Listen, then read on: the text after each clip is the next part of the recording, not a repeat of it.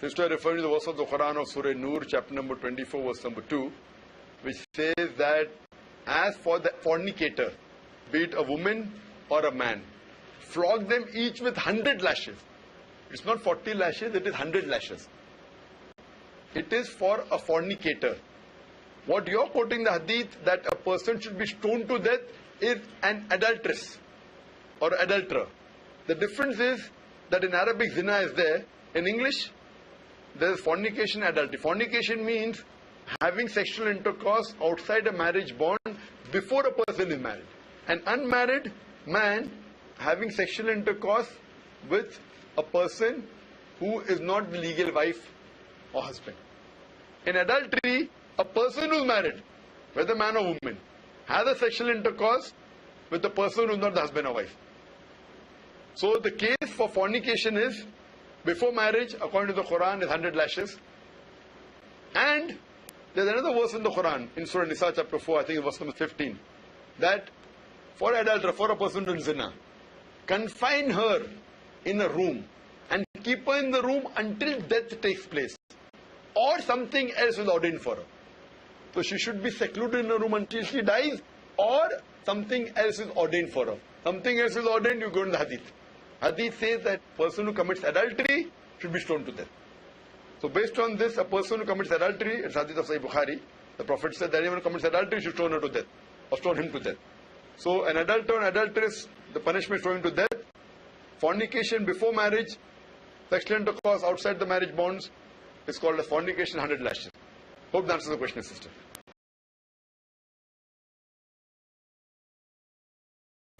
Brother asked me the question, the same question was asked to me in Surat when I was giving a lecture talk in Surat. Just a couple of days after this issue, it was very hot in the oven. The Taliban that were destroying rather at that time the statue of Buddha Bamiyan. The brother asked me the question that, is it Islamic, etc. And the same question asked by a non-Muslim to me in Surat, that is it right or is it wrong? At that time yet there were conflicting views whether they were destroying or not. So again I said at that time that I don't know whether destroyed or not, but today we know there are confirmed news that they have destroyed it. Whether right or wrong. What I can say, that I being a student of comparative religion, whether right or wrong I'll tell afterwards, what I can tell that surely the Talibans, if they destroyed the statue of Buddha, what they were doing is actually they were educating the Buddhists. I am a student of comparative religion. I have read the Buddhist scriptures. I have read Dhammapad. I have read the scriptures. Nowhere in any of the Buddhist scriptures did Buddha ever say, make a statue of myself. Buddha never said that the Buddhists should do idol worship. It is a later innovation. So what I could say as a student of comparative religion, whether right or wrong will come afterwards, what they were doing is surely they were educating the Buddhists. And in none of the Buddhist scripture is it mentioned that they should make a statue. Coming to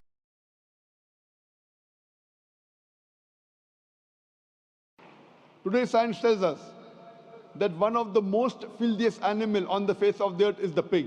Wherever you find dirt and filth, you'll find the pig there. Today science also tells us that pig is one of the most shameless animal on the face of the earth.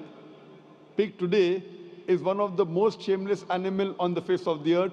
It enjoys seeing its spouse, seeing its mate have sex with his friend. And in the Western countries, we have dance parties. After dance parties, we are swapping of wives. You sleep with my wife, I sleep with your wife. Do you think it's modest? And there is a scientific thing that you eat pig and you behave like pig.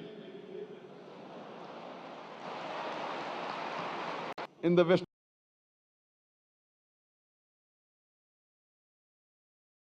himself. And unfortunately, if my sister or if your sister happens to be one of the women who has not found a life partner, the only option for them is either marry a man who already has a wife or become public property. Any modest woman would opt for the first. Sister, what would you opt for your sister? Marrying a man who already has a wife or become public property? My sister's too young to be married, sir. When she grows up and if she happens to go to America, or if you happen to be in America, Third choice. what would you prefer for her? You're the elder sister. Would you prefer her becoming public property or marry a man who already has a wife and get equal rights?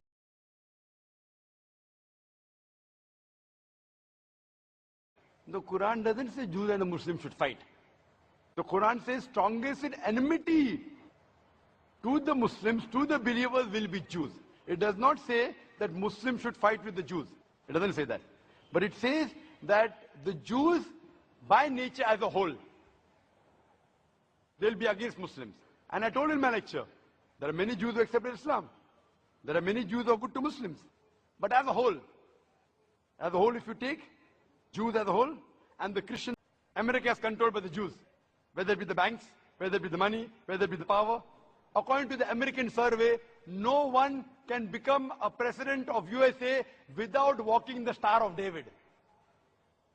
So the Jews are a minority, less than 5% in America. But they're controlling the economy, they're controlling America.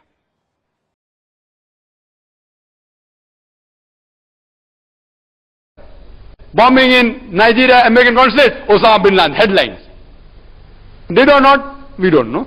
But if you ask my view, if he's on the truth, if he's fighting the enemies of Islam, I'm for him. I don't know what he's doing. I'm not in touch with him. I don't know him personally. I read newspapers. If he's terrorizing the terrorist, if he's terrorizing America, the terrorist, biggest terrorist, I'm with him. Every Muslim should be a terrorist. The thing